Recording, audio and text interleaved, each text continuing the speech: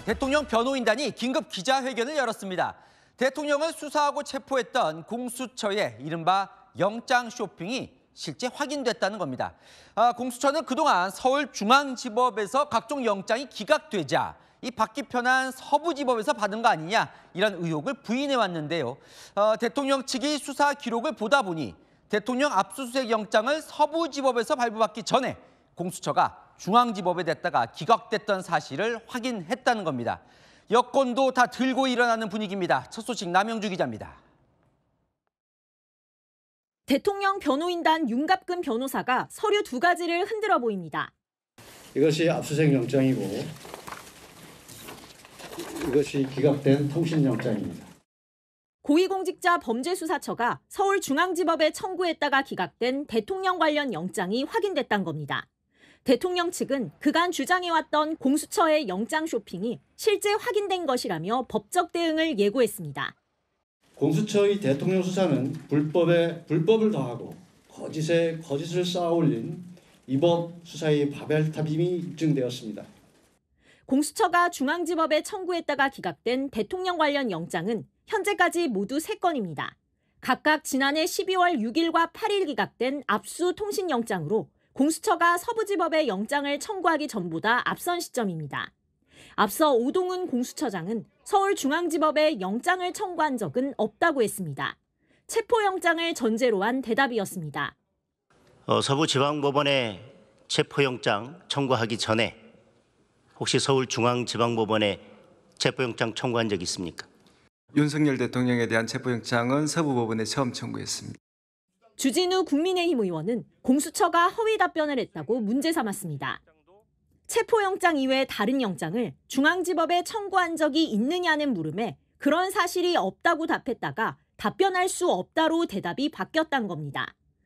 국민의힘 의원들은 대통령을 사냥하려 한 오동훈 공수처장을 즉각 체포해야 한다고 주장했습니다.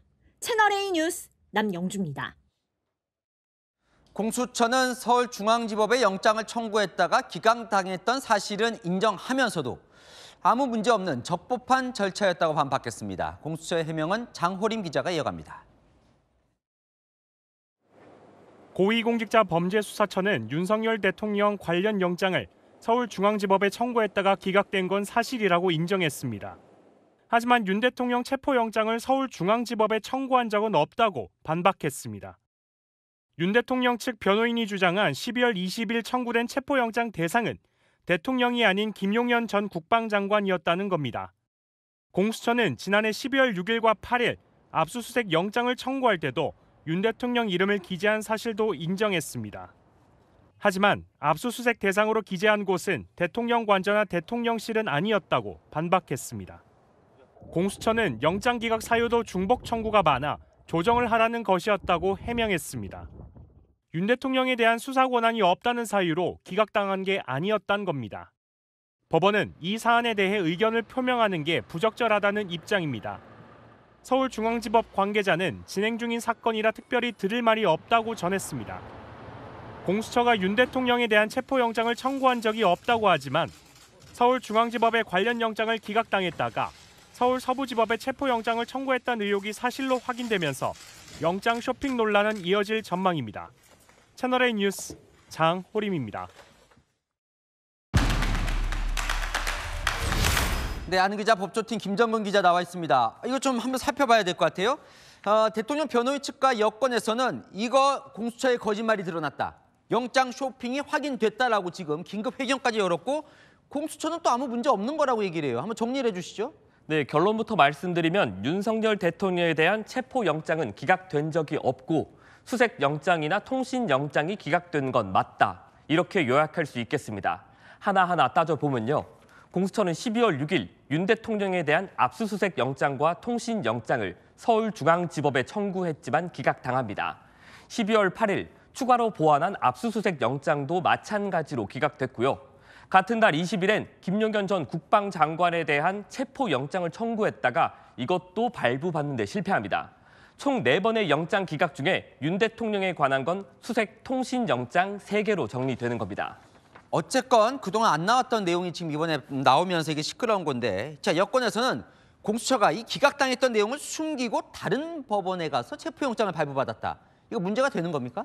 네, 법적인 문제로 한정한다면 체포영장을 받은 게 문제는 없어 보입니다. 일단 수사기관에서 영장을 기각당하면 다른 법원에 영장을 재청구할 때 이전에 기각됐던 이력을 기재해야 하는 건 맞습니다. 국민의힘 주진우 의원이 지적하는 것도 바로 이 대목이고요. 하지만 수색영장과 체포영장은 종류가 다르죠.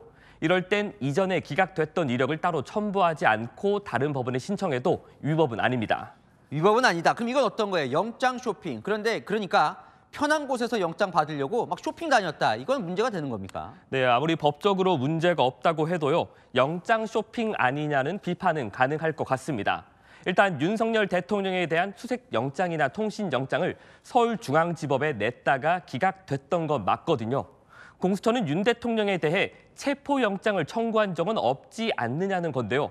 하지만 압수영장이나 통신영장을 청구했다가 중앙지법에서 영장이 안 나오니 서울 서부지법으로 법원을 바꿨다는 게 대통령 측 주장입니다. 결국 영장이 안 나올 것 같은 법원은 피하고 다른 법원을 골라서 체포영장을 청구했다는 영장 쇼핑 비판은 피하기 어려운 상황이 됐다고 봐야 할 것 같습니다. 가장 관심사는 대통령 구속 취소 심사에 대해서 지금 법원이 어제 열흘 동안 한번 검토해 보겠다 이렇게 했거든요. 영향을 미칠까요? 네, 대통령 변호인단이 강하게 주장하는 만큼 재판부도 따져보긴 할 겁니다. 그렇지만 실질적인 영향은 크지 않을 것 같습니다. 윤석열 대통령은 이미 공수처 체포가 정당했는지 여부를 두고 서울 서부지법이 아닌 서울중앙지법에서 체포 적부심 심사를 받았는데요. 당시 서울중앙지법도 체포 과정에 문제가 없다고 했거든요. 이 문제로 인해서 공수처가 비판은 받겠지만 당장 윤 대통령이 풀려난다고 연결짓긴 어려울 것 같습니다. 네, 잘 들었습니다. 아는 기자 김정근 기자였습니다.